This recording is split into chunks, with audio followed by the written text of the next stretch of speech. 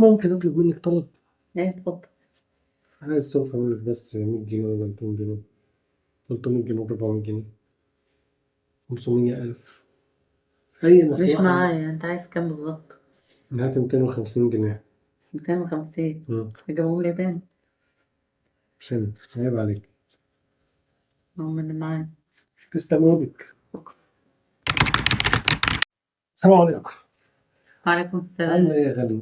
الحمد لله. أخبار صحتك؟ الحمد لله وصحة خير. عيال. امم عايزة ايه؟ 250 جنيه سنة. وانا مش لسه عطيك الاسبوع اللي فات؟ انت كنت رجعته. كله على بعض، جمع لم على بعض وأنا بسألك عليا كام؟ يلا. ماشي، هتسألني مش هتديني. أنا بقولك عندي كلمتي، وراجل وعندي كلمتي، مش هخلف كلمتي مهما حصل. اتفضل. شكرا، تسلم ايدك، ألف شكر. معاك. والله أنا عايز أسألك سؤال. ايوه اتفضل. هو أنا كنت سالف منك كام؟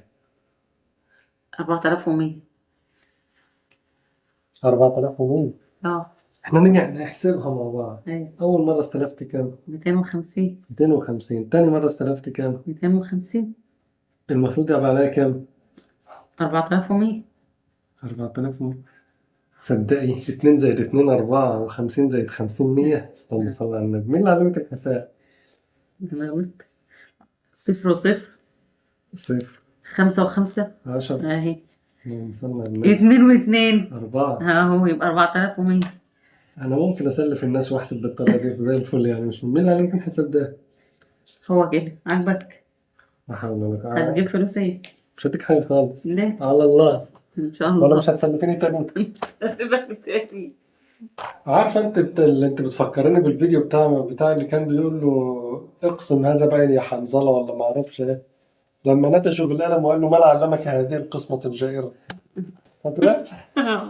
يقول له هذه لك في الصبوح، وهذه هذه لك لك في في الفطور. الظهير، وهذه لك بين الصبوح والظهير. أيوة. أيوه أنت عملتها كده.